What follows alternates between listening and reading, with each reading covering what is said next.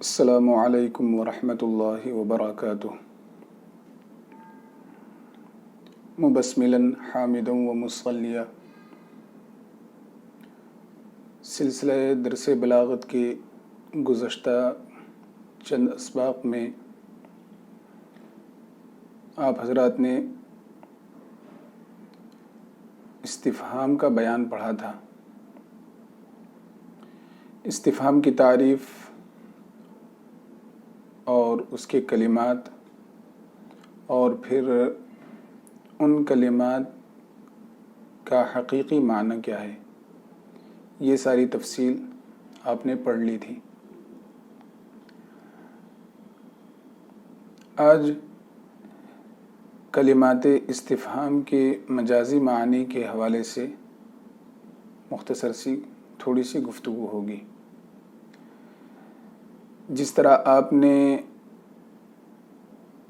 امر اور نہیں کے بیان میں پڑھا تھا کہ امر کا جو حقیقی معنی ہے اور نہیں کا جو حقیقی معنی ہے، ان حقیقی معانی کے علاوہ بھی امر اور نہیں کا کوئی دوسرا معنی بھی سیاق و سباق، مقام اور محل کے لحاظ سے کوئی دوسرا معنی مراد لے لیا جاتا ہے۔ اسی طرح استفہام کے اندر بھی جو آپ نے معانی پڑھ لیے ہیں کہ مثلا ما ان معانی کے لیے آتا ہے، حمزہ اور حل کے ان چیزوں کے سوال کے لیے آتا ہے، تو ان تمام معانی کے علاوہ بھی کچھ اس کے دوسرے معانی ہیں جو دوسرے معانی سیاق کلام، سیاق اور سباق سے اور موقع اور محل کے لحاظ سے وہ معنی مراد لیا جائے گا۔ یعنی حقیقی معنی چھوڑ کر کوئی مجبوری، کوئی پریشانی ہوگی جس کی بنیاد پر حقیقی معنی چھوڑ کر مجازی معنی مراد لیا جائے گا۔ آج کی گفتگو میں انشاءاللہ اسی پر کلام کیا جائے گا کہ امر استفہام کا مجازی معنی کیا کیا ہے۔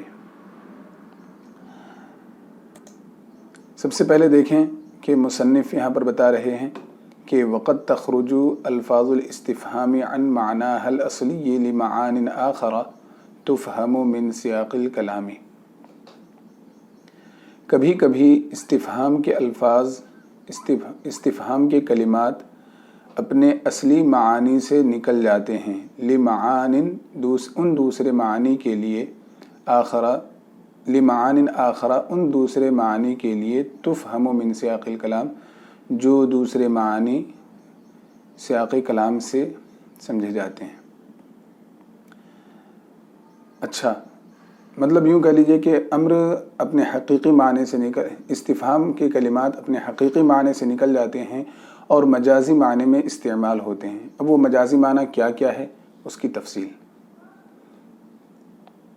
نمبر 1، کالتسویہ۔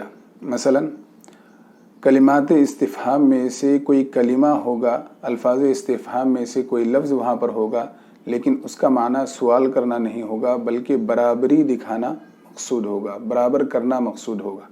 جیسے دیکھیے، نحو سواء علیہم اانذرتہم ام لم تنذرہم۔ سواء علیہم ان لوگوں کے اوپر برابر ہے، یعنی کفار و مشرکین کے اوپر، منافقین کے اوپر برابر ہے کیا، اانذرتہم کیا تم نے ان لوگوں کو ڈرایا، ام لم تنذرہم یا نہیں ڈرایا۔ دیکھیں یہاں پر دونوں صیغے یعنی انذرتہم اور لم تنذرہم دونوں کا معنی ماضی میں ہی ہے کہ ڈرایا یا نہ ڈرایا، اس بات اور نفی میں ہی معنی ہوگا۔ لیکن یہاں پر حمزہ جو داخل ہوا، کیا تم نے ڈرایا یا نہیں ڈرایا، یہ مطلب نہیں ہے کہ ڈرانے کے بارے میں پوچھا جا رہا ہے حضور صلی اللہ تعالی علیہ وسلم کے کہ کیا اللہ رب العزت ارشاد فرما رہا ہے کیا تم نے ڈرایا یا نہیں ڈرایا، کیا آپ نے ڈرایا یا نہیں ڈرایا، یہ پوچھنا، یہ سوال کرنا ہرگز مقصود نہیں۔ مقصود کیا ہے، سواء علیہم، یہ لفظ بتا رہا ہے کہ کیا تمہارا ڈرانا اور کیا نہ ڈرانا، یعنی ڈرانا اور نہ ڈرانا دونوں ان کے لیے برابر ہے۔ کیا تمہارا ڈر سنانا اور کیا تمہارا ڈر نہیں سنانا، ان کے اوپر کوئی فرق پڑنے والا نہیں ہے، ان کے لیے ڈرانا اور نہ ڈرانا یہ دونوں برابر ہیں۔ تو یہاں پر دیکھیے، کیا تم نے ڈرایا یا نہیں ڈرایا، اس کا جو مجازی معنی لیا جائے گا کہ تمہارا ڈرانا اور نہ ڈرانا، کیا تمہارا ڈرانا کیا تمہارا نہ ڈرانا، یہ دونوں کے دونوں سواء علیہم ان لوگوں کے اوپر کیا ہیں، یہ دونوں برابر ہیں۔ नंबर 2 वन नफ़ी, कलिमा इस्तिफ़हाम होगा वहाँ पर, लेकिन माना क्या होगा? नफ़ी का होगा। कैसे? देखिए, नहवु जैसे हल जज़ाउल इहसानी इल्लल इहसानु, क्या एहसान का बदला सिवाय एहसान है? क्या एहसान का बदला एहसान के अलावा है? ये लफ्ज़ी तर्जमा होगा। लेकिन यहाँ पर चूँकि इल्ला आया है जो ये बता रहा है कि हाँ इसका माना कुछ और हो, क्योंकि अगर हम इसका हकीकी माना मुराद लें तो यहाँ पर देखें तर्जमा क्या होगा कि क्या एहसान का बदला एहसान के अलावा है, ये सवाल हो रहा है। तो यहाँ पर भी मना ही करना है कि क्या एहसान का बदला एहसान के अलावा है। इस तरह हम अपने उर्फ़ में भी बोलते हैं। अगर इसी का तर्जमा करते हुए और इसकी तर्जमानी करते हुए कहा जाए किसी से ताज्जुब के साथ या किसी को डांटने के लिए, या ये कि किसी ने एहसान किया हो और उसके साथ बुरा हुआ हो, तो वो सवाल करे ताज्जुब से कि क्या एहसान का बदला एहसान के अलावा होता है? तो अब मतलब क्या हुआ कि एहसान का बदला एहसान के अलावा नहीं होता, सिर्फ़ और सिर्फ एहसान ही होता है। तो सवालिया अंदाज़ तो होता है, सवाल तो होता है वहाँ पर, लेकिन सवाल करना मकसद नहीं होता, बल्कि माना क्या बताना है कि वहाँ पर नफ़ी का माना है। क्या एहसान का करना, क्या एहसान का बदला एहसान के अलावा होता है? नहीं, ऐसा नहीं है। एहसान का बदला एहसान ही होता है, ये बताना असल मकसद है। तो नफ़ी मकसूद है कि एहसान का बदला नहीं है मगर एहसान का बदला सिर्फ़ और सिर्फ एहसान ही है। ठीक है, तो इसी तरीके से ये आयत मुबारका भी है कि हल जज़ाउल इहसानी इल्लल इहसान, के एहसान का बदला नहीं है मगर एहसान।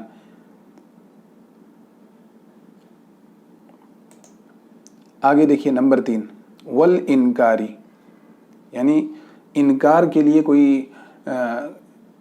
इस्तिफ़हाम का कलिमा आएगा, सवाल करने के लिए नहीं। देखें लफ्ज़ी तर्जमा, नहवु अग़ैरल्लाहि तदऊन, क्या अल्लाह के अलावा तदऊन तुम पुकारते हो। एक माना इसका, क्या तुम अल्लाह के अलावा की इबादत करते हो। अतदऊन गैरल्लाहि, सीधा तर्जमा अगर करें तो क्या तुम लोग इबादत करते हो किस चीज़ की? गैरल्लाह, अल्लाह को छोड़कर, अल्लाह के अलावा की। तो अल्लाह के अलावा की क्या तुम इबादत करते हो, ये सवाल करना मकसूद नहीं है। मतलब क्या था कि जो लोग गैरुल्लाह की इबादत करते थे उन्हें इनकार करना था, क्या तुम ऐसा करते हो, यानी तुम्हें हरगिज़ ऐसा नहीं करना चाहिए। तो हम अपने उर्फ़ में भी इस तरह के जुमले देखते रहते हैं कि क्या तुम ऐसा कर रहे हो, कोई गलत काम करे उस पर कहा जाए क्या तुम ऐसा कर रहे हो, तुम्हें ऐसा नहीं करना चाहिए। तो मतलब ऐसा नहीं करना चाहिए, हुक्म ये देना है, मतलब ये है। लेकिन उसी की ताबीर जब हुई क्या तुम ऐसा कर रहे हो, तो अल्फाज कुछ और हैं लेकिन मानी इसके अंदर खुद ब खुद दूसरे निकल रहे हैं। इसी तरह यहाँ पर भी है कि क्या तुम अल्लाह के अलावा की पूजा करते हो, अल्लाह के अलावा की इबादत करते हो, अल्लाह के अलावा किसी और को पुकारते हो। ठीक है, लेकिन यहाँ पर पुकारना मतलब क्या है कि नहीं, अल्लाह के अलावा किसी और की इबादत ना करो, रोकना और इनकार करना है। इसी तरह दूसरी आयत देखें, अलैहिस्सल्लाहु बिकाफिन अब्दह, क्या अल्लाह अपने बंदे को काफ़ी नहीं। क्या अल्लाह अपने बंदे को काफ़ी नहीं? यकीनन काफ़ी है। तो इनकार करना मकसूद, इनकार है यहाँ पर कि क्या अल्लाह अपने बंदे को काफ़ी नहीं। जब काफ़ी नहीं का इनकार हो गया तो साबित हो गया कि हाँ अल्लाह काफ़ी है। देखें, एक ज़ाब्ता है कि दो नफ़ी मिल जाए तो वहाँ पर मुस्बत का माना इस बात पैदा हो जाता है, इस बात का माना पैदा हो जाता है। अब इसको आप देखें कि लैसल्लाहु बिकाफिन अब्दा, इसका तर्जमा करें कि अल्लाह नहीं है अपने बंदे को काफ़ी। अब हमज़ा इस्तिफ़हाम जो है तो इस्तिफ़हामिया कलिमा, लेकिन आपको तर्जमा करना है इनकार का। अल्लाह काफ़ी नहीं है। अब उसके बाद आया क्या ऐसा नहीं, इनकार करना, मना करना। ठीक है, क्या अल्लाह बंदे को काफ़ी नहीं है। जब इस चीज़ का इनकार हो जाएगा तो दो नफ़ी मिल गए। दो नफ़ी मिलने के बाद इस बात का माना पैदा हो गया कि हाँ अल्लाह ही बंदे को काफ़ी है। क्या अल्लाह अपने बंदे को काफ़ी नहीं, इसका मतलब क्या निकला कि यकीनन अल्लाह ही बंदे को काफ़ी है। तो इसी तरह यहाँ पर भी है, अलैहिस्सल्लाहु बिकाफिन अब्दा, क्या अल्लाह अपने बंदे को काफ़ी नहीं। एक तो लैसा के ज़रिया नफ़ी, फिर हमज़ा के ज़रिया इनकार, तो नफ़ी यानी नफ़ी और इनकार मिल करके इस बात का माना पैदा हुआ। और अब मुराद ये है कि क्या अल्लाह ही अपने बंदे को काफ़ी है। तो यहाँ पर देखें, जो है ये इस्तिफ़हाम के लिए है। ये इस्तिफ़हाम के लिए कलमा इस्तिफ़हाम है, लेकिन है किस माने में انکار کے معنی میں ہے۔ اور دیکھیے نمبر 4 والامری، یعنی صیغہ تو وہاں پر استفہام کا ہوگا لیکن معنی کیا ہوگا؟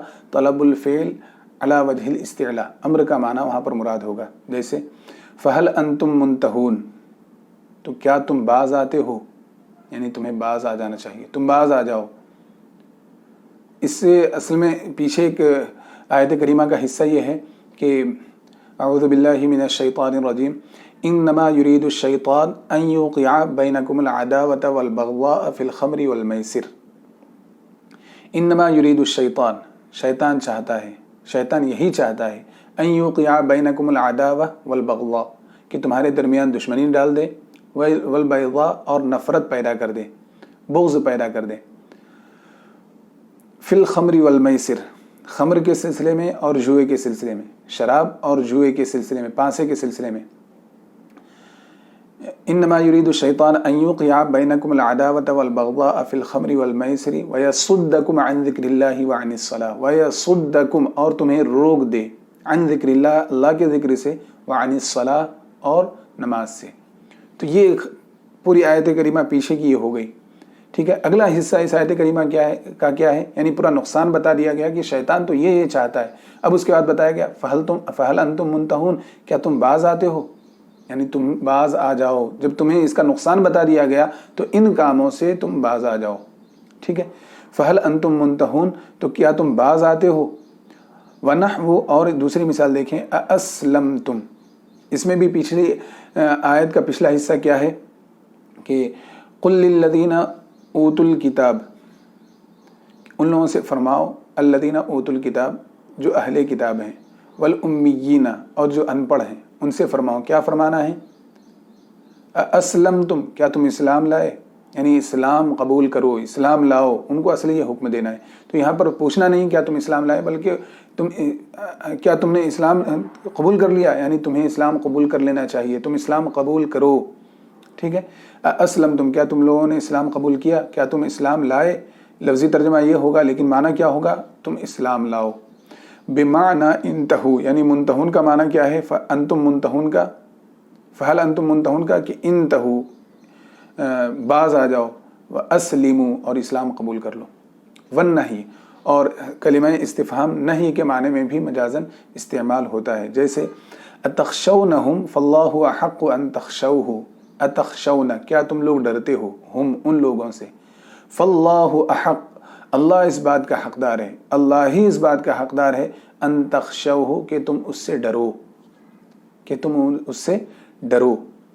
تو یہاں پر دیکھیں، کیا تم ان لوگوں سے ڈرتے ہو، مطلب کیا ہے؟ تم ان لوگوں سے نہ ڈرو، بلکہ حقدار کون ہے، کس سے ڈرنے کا حق ہے؟ صرف اور صرف اللہ سے ڈرنے کا حق ہے، اللہ ہی سے ڈرنا یہ بندے کو کا حق ہے، ٹھیک ہے۔ تو اتخشونہم، کیا تم ان لوگوں سے ڈر رہے ہو۔ اس طرح ہم اپنے الفاظ، اپنے استعمال میں بھی اس طرح کے جملے ادا کرتے ہیں اور کہتے ہیں کہ جب کسی کو حقیر بتانا ہو اور دوسرے کو خطاب کرنا ہو، اس سے کہتے ہیں کہ کیا تم اس سے ڈر رہے ہو۔ اس سے ڈرنے کا کوئی مطلب ہی نہیں، اس سے مت ڈرو، یہ بتانا ہے۔ نمبر 6 والتشویقی، شوق دلانے کے لیے، والتشویقی، شوق دلانے کے لیے بھی امر کا صیغہ آتا ہے، کسی چیز کی طرف رغبت پیدا کرنا اور کسی چیز میں دلچسپی پیدا کرنا، اس کے لیے بھی استفہام آتا ہے، اور وہاں پر تشویق کا معنی، یعنی کلمہ استفہام آ کر کے تشویق کا معنی مراد لیا جاتا ہے۔ جیسے هل ادلکم علی تجارت تنجیکم من عذاب علیم، ہل، کیا، ادلکم، میں تمہیں بتاؤں، علی تجارت، ایسی تجارت، کیا میں تمہیں ایسی تجارت کی رہنمائی فرماؤں، تنجیکم، جو تمہیں نجات دے دے، من عذاب علیم، دردناک عذاب سے۔ تو اس میں بھی دیکھیں کہ کیا میں تمہیں ایسی چیز نہ بتاؤں، کیا تمہیں ایسی چیز بتاؤں جو تمہیں دردناک عذاب سے نجات دے دے، کیا تمہیں ایسی تجارت بتاؤں جو دردناک عذاب سے تمہیں روک دے۔ مطلب کیا ہے؟ کہہ کر کے شوق دلانا ہے ایک ایسی تجارت کی، ایسی تجارت کا شوق جو کہ دردناک عذاب سے روک دے۔ تو اس طرح یہ جملہ بھی ہم ادا کرتے رہتے ہیں، کسی کو جب کسی کام کی رہنمائی کرنا ہو، کیا تمہیں یہ ایسا نہ بتاؤں، کیا تمہارے حق میں، جب کوئی چیز سامنے والے کے حق میں بہتر ہو تو کہتے ہیں کیا تمہارے لیے، کیا تمہیں ایسی بات نہ بتاؤں جس میں تمہاری دنیا اور آخرت سنور جائے۔ تمہیں ایسی بات نہ بتاؤں جس میں دنیا کی منزلیں تمہارے لیے آسان ہو جائے، مطلب دنیاوی زندگی اور معاش کے حوالے سے تم بے فکر ہو جاؤ.